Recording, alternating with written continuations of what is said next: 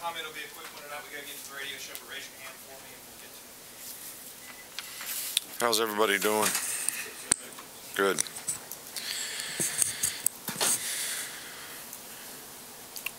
Well, what we've tried to get the players to do is really focus on what we need to do to get really good execution. I know there'll be a lot of emotion involved in this game, being a rivalry, what's at stake, which I know everybody's talked about and I think everybody's aware of, including the players.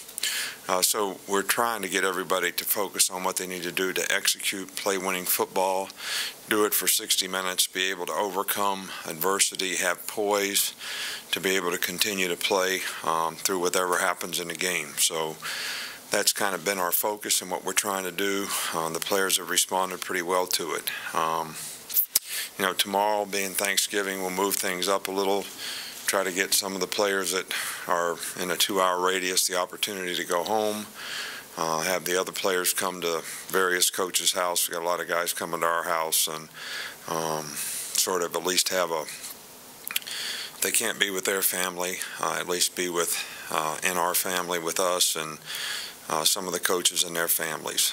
From an injury standpoint, I know you guys are going to ask me about these guys. All right, look, all these guys are at a different stage of rehabilitation, rehab, whatever you want to call it. They're all able to practice to some degree. I can't sit here and tell you any of them are healthy enough to play in the game. Not healthy enough is probably not the right word. Able to practice enough to be able to be in the kind of playing shape they need to be in to be able to go out there and do their job. And that's going to be a decision that we have to make from A, medical standpoint, then B, how much were they able to do? Can they be effective? And C, do they feel like they can go out there and do their job relative to where they've been affected, how they've been able to be effective in practice? And that's not going to really happen until the game. All right, so you can keep asking me about it all you want. All right, but that's basically all I can tell you. And it's my bet. I'm betting my practice plan and script that somebody will ask about the injured players. Okay, we'll start with Chandler. I have a question about the injured kicker. He's an injured player too.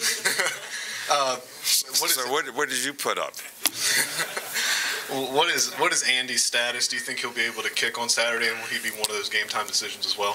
I think he'll be a game time decision, but we're hopeful that he'll be better. But we really won't know until the game. Come back over here on the left, Michael.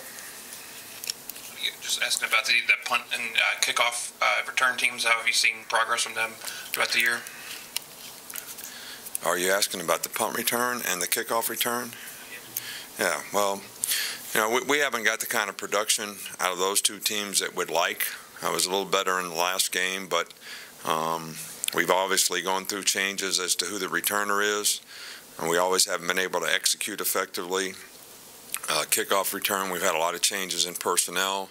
As soon as we feel like we're starting to make progress, and there's a lot of times this year where 10 guys go out there and do exactly what they're supposed to do, and one guy breaks down, and that particular guy cost us probably a very positive play on the return. So it takes all 11 guys to do it. Everybody's got to do their job every play, and we continue to work on it and focus, because that can be a real weapon for you if you can win in special teams. Up front here with Mark. Just wonder how you've seen those injured guys sort of help lead the younger guys, even though they've been out and not been able to play. All those guys have done a really good job. I can't say anything but positive things about their disposition toward their work ethic for them to get back, how they've tried to support their teammates.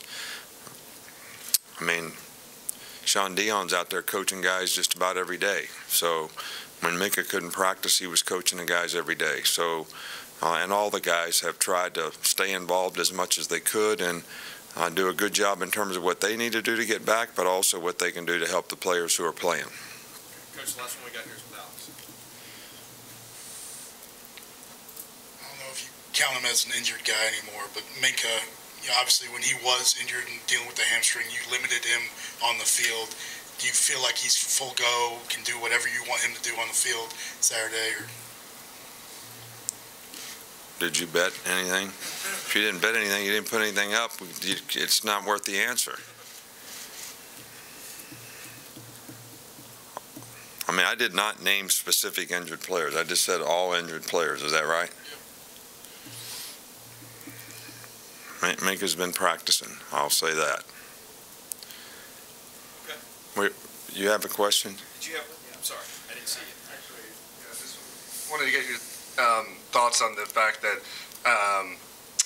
with certain players, I mean, whether they play in the practice time, is that contingent upon the position they play sometimes, based off of whether they can actually get back on the field if they're injured, the scope of their position, and the type of position they play? Well, I think injuries can be a factor relative to what you have to do at your position to be successful. An offensive lineman can play with an injury that a defensive back couldn't play with. So I do think it does have some significance. If you're at a position where you have to strike a blocker every time or block someone every time, certain kind of upper body injuries are more difficult to deal with than maybe having a twisted ankle. So I think it does have a lot to do with it, and that's why we always say, as a player, I always ask the question, do you think you can do your job? I know you want to play. Every one of these guys want to play. But can you go out there and effectively do your job? And you have to have the maturity to be able to answer that question truthfully and honestly based on your physical condition as well as your mental, psychological disposition, whatever you want to call it, in terms of being confident enough to go out there and do what you have to do to be successful. And in closing, I'd like to wish everybody a happy Thanksgiving. I think this is a great time of the year. We all have blessings that sometimes we take for granted and don't always sort of take the time to be thankful. But I also think we should be thankful for a lot of the opportunities that we get, even when those are difficult, hard. They all have positive lessons for us to learn, can make us better, and we can grow from them. So I hope no one out there has that many difficulties to have to deal with, but we certainly wish you a very happy Thanksgiving to all of our supporters, all of our fans, all of our family, all of our players' families. Very happy Thanksgiving. Thank you so much.